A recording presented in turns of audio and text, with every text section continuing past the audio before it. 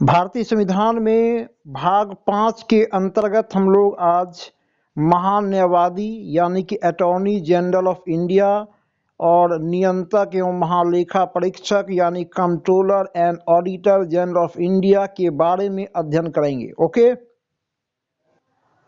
तो आइए सबसे पहले देखते हैं महान्यायवादी अटॉर्नी जनरल कौन होते हैं, इनकी नियुक्ति कौन करते हैं और इनका क्या कार्य है। ओके, तो अटॉर्नी जनरल जिनको कि महान्यायवादी या महाधिवक्ता भी कहा जाता है ना।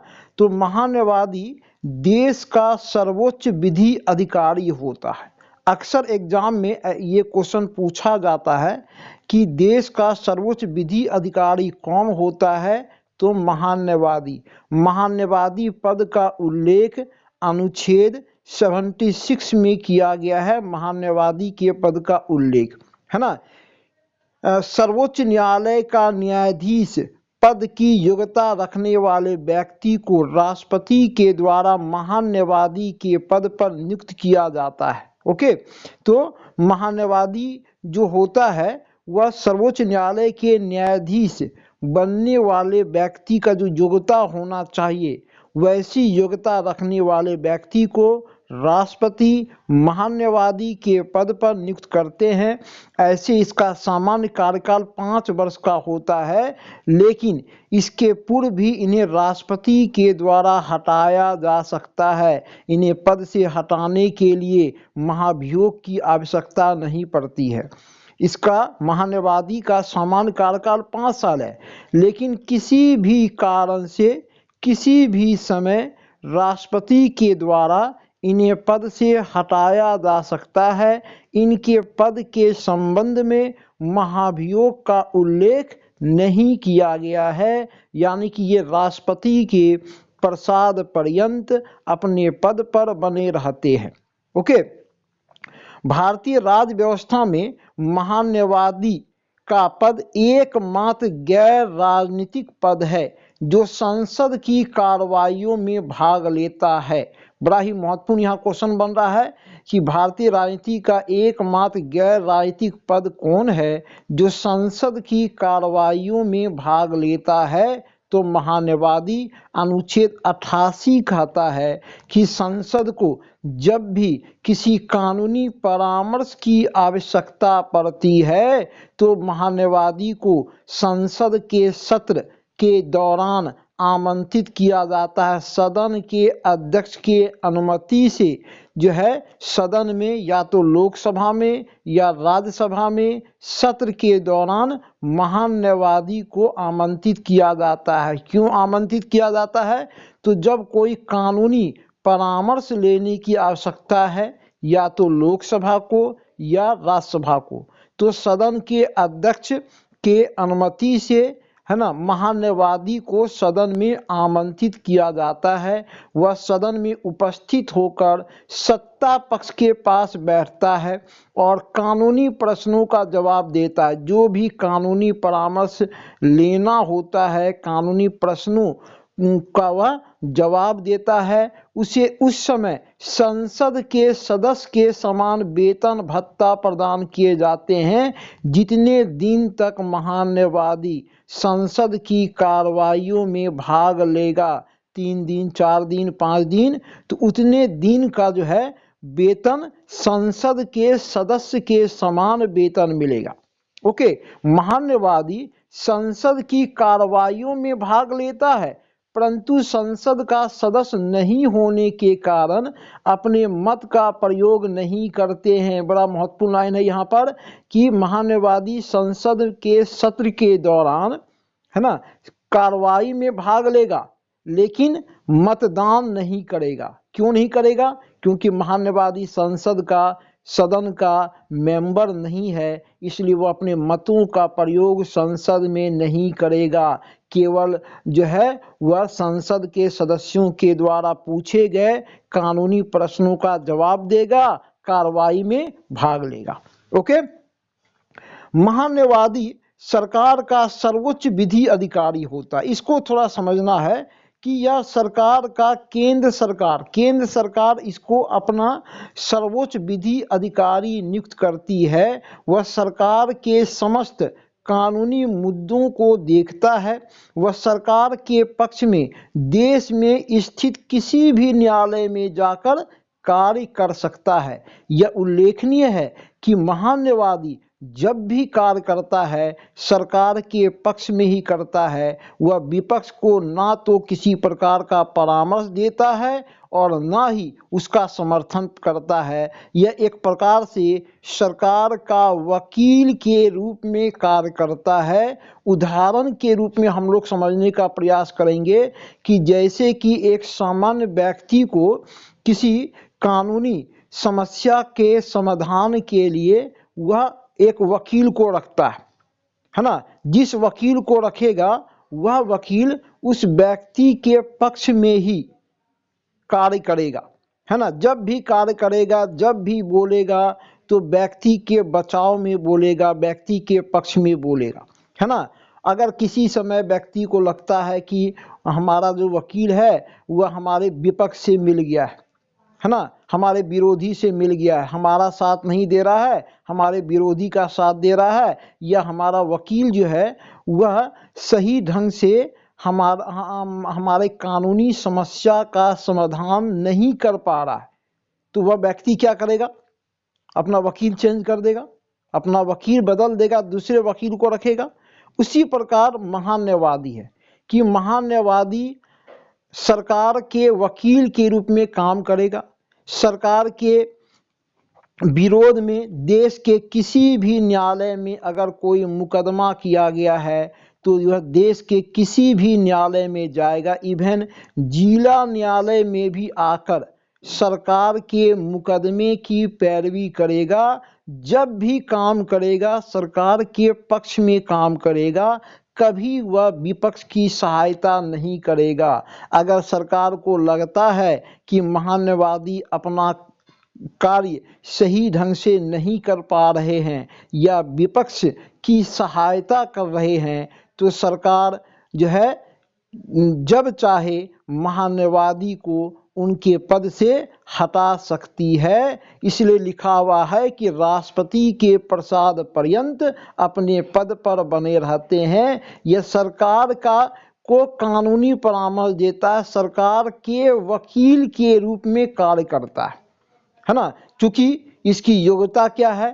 तो सर्वोच्च न्यायालय के न्यायाधीश के समान इसकी योग्यता है, इसलिए इसको वेतन भी मिलता है सर्वोच्च न्यायालय के न्यायाधीश के समान 2.5 लाख रुपया। लेकिन आपको बता दें कि न्यायाधीश या जितने अधिकारी हैं सबका वेतन संसद तय करती है। संसद तय करती है कि राष्ट्रपति या अन्य अधिकारियों का वेतन कितना होगा, लेकिन महान्यायवादी का वेतन राष्ट्रपति तय करते हैं कि महान्यायवादी का वेतन कितना होगा। अब वर्तमान में कितना है? तो 2.5 लाख रुपया महीना है। ऐसा इसलिए किया गया है क्योंकि इनकी योग्यता सर्वोच्च न्यायालय के न्यायाधीश के समान इनकी योग्यता है, इसलिए ऐसा किया गया है। महान्यायवादी को उनके कार्यों में सहायता देने के लिए जो है राष्ट्रपति के द्वारा सॉलिसिटर जनरल को नियुक्त किया जाता है। सॉलिसिटर जनरल कौन होते हैं?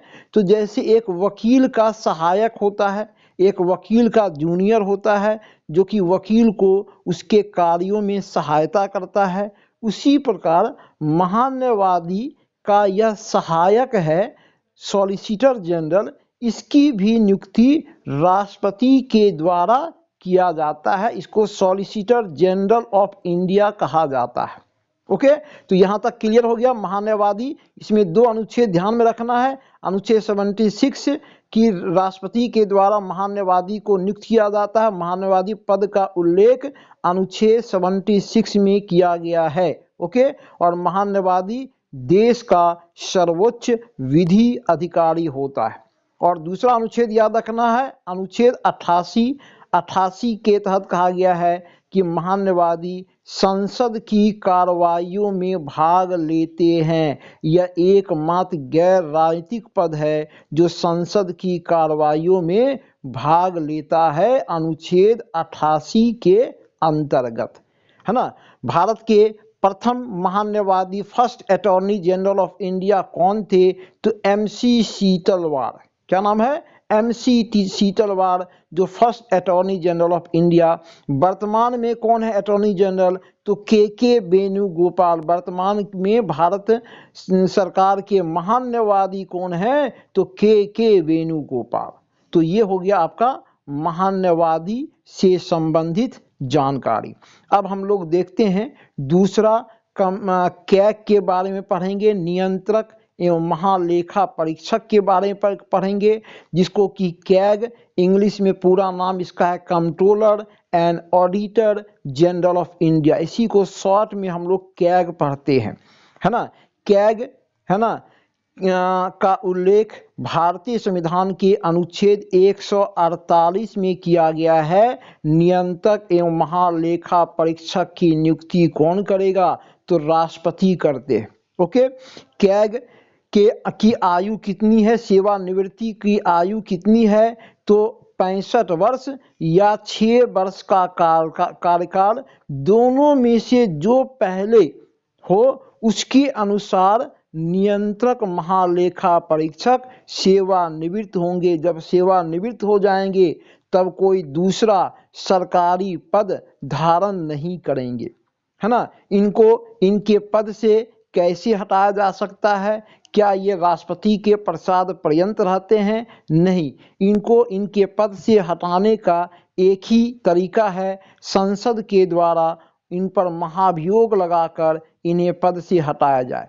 इन पर जो महाभियोग लाया जाएगा, किसके समान लाया जाएगा? तो सर्वोच्च न्यायालय के न्यायाधीश के समान इन पर भी महाभियोग लाया जाएगा। जैसा कि सर्वोच्च न्यायालय के न्यायाधीश को हटाने के लिए महाभियोग लाया जाता है, उसी प्रक्रिया के तहत कैग को भी हटाने के लिए महाभियोग संसद लाएगी। ओके।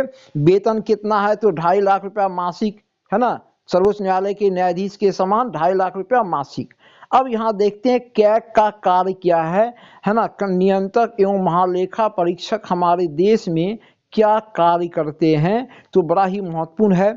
कैग केंद्र सभी राज्यों एवं केंद्र शासित प्रदेशों के समस्त व्यय की जांच करता है। बहुत ही महत्वपूर्ण लाइन है। कैग हमारे देश में एक ही होता है, ऐसा नहीं है कि केंद्र का कैग अलग है और राज्य का कैग अलग है।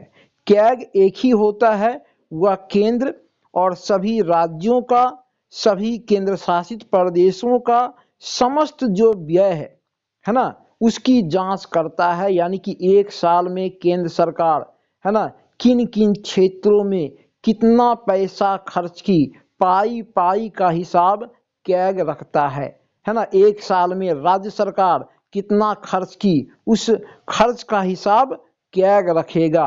केंद्र के व्यय की जांच, है ना, केंद्र के व्यय की जांच कर यह राष्ट्रपति को सौंपता है। यह रिपोर्ट, जांच का रिपोर्ट राष्ट्रपति को सौंपेगा, है ना। केंद्र के एक साल का व्यय रिपोर्ट बनाएगा कैग, और रिपोर्ट बनाने के बाद रिपोर्ट राष्ट्रपति को सौंपता है। राष्ट्रपति उस रिपोर्ट को संसद के दोनों सदनों में रखते हैं अनुच्छेद 151 के तहत। जैसे कैग राष्ट्रपति को रिपोर्ट सौंपा, केंद्र सरकार के व्यय का रिपोर्ट सौंपा, राष्ट्रपति क्या करेंगे? संसद के दोनों सदनों में उसको रखेंगे। इसके उपरांत संसद की एक समिति है, लोक लेखा समिति, है ना। लोक लेखा समिति इन रिपोर्टों की जांच करेगी जो राष्ट्रपति रखे हैं सदन में, है ना। तो लोक लेखा समिति, जिसको पब्लिक अकाउंट कमेटी कहा जाता है, इन रिपोर्टों की जांच करती है और इसके निष्कर्षों से संसद को अवगत कराती है कि रिपोर्ट में क्या क्या कही है, कैसा रिपोर्ट दी है ना। वह इसके निष्कर्षों के बारे में संसद को लोक लेखा समिति अवगत कराती है।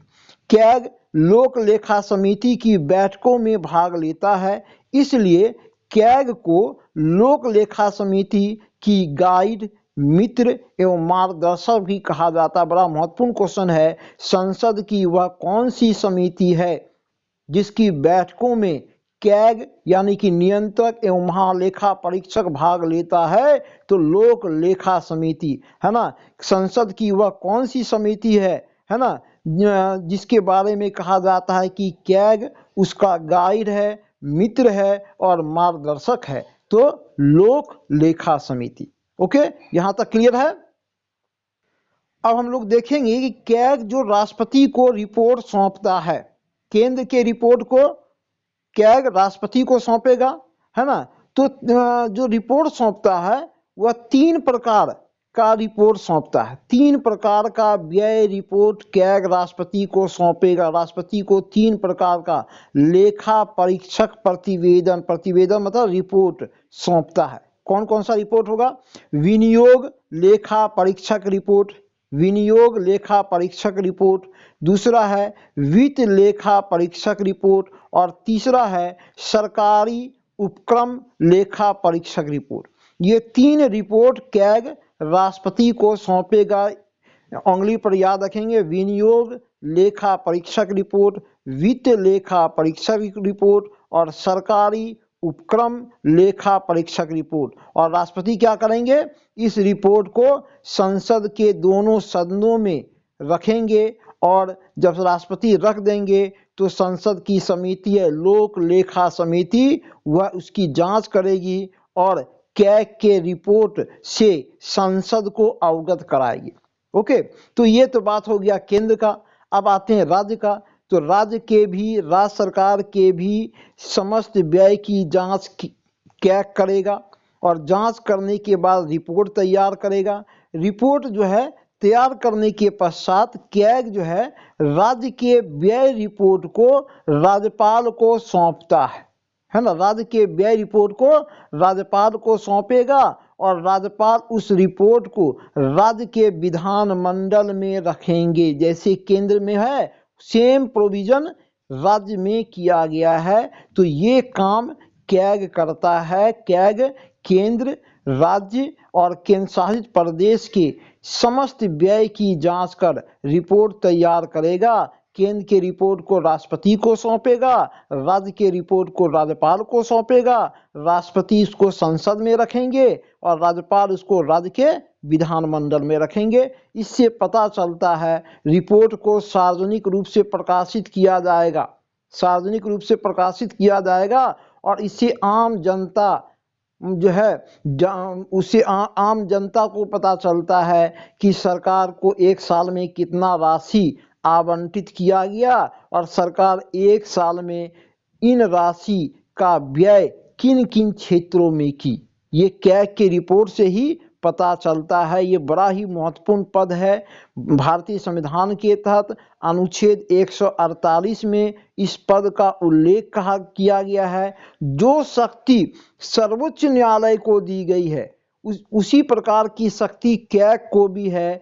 यह दबाव रहित निष्पक्ष पूर्वक कार्य करती है, बिना किसी दबाव का, बिना किसी के प्रभाव में आए हुए वह अपना निष्पक्ष काम करेगी, स्वच्छ काम करती है ना। केंद्र के रिपोर्ट को राष्ट्रपति को सौंपेगी, राज्य के रिपोर्ट को राज्यपाल को सौंपती है। तो ये है नियंत्रक एवं महालेखा परीक्षक, जिसको हम लोग इंग्लिश में controller and auditor general of India. Okay, इसको भारत सरकार का, भारत का अकाउंटेंट भी कहा जाता है। भारत का अकाउंटेंट कहा जाता है कैग को। तो प्रथम, भारत के प्रथम नियंत्रक एवं महालेखा परीक्षक कौन रहे हैं? तो भी नरहरि राव। नरहरि राव भारत के पहले कैग थे। वर्तमान में नियंत्रक एवं महालेखा परीक्षक कौन रहे हैं, कौन हैं? तो जीसी मुर्मू, जो कि जम्मू कश्मीर केंद्र शासित प्रदेश के उपराज्यपाल थे, उनको जीसी मुर्मू को 2020 में भारत का नया कैग नियुक्त किया गया है। क्योंकि कैग जो है सभी देश के समस्त व्यय की जांच करता है, केंद्र राज्य सभी के व्यय की जांच करता है, इसलिए कैग को कहा जाता है सार्वजनिक धन का संरक्षक एवं मित्र कहा जाता है। सार्वजनिक धन का संरक्षक एवं मित्र कौन है? कैग यानी controller and auditor general of India. Okay,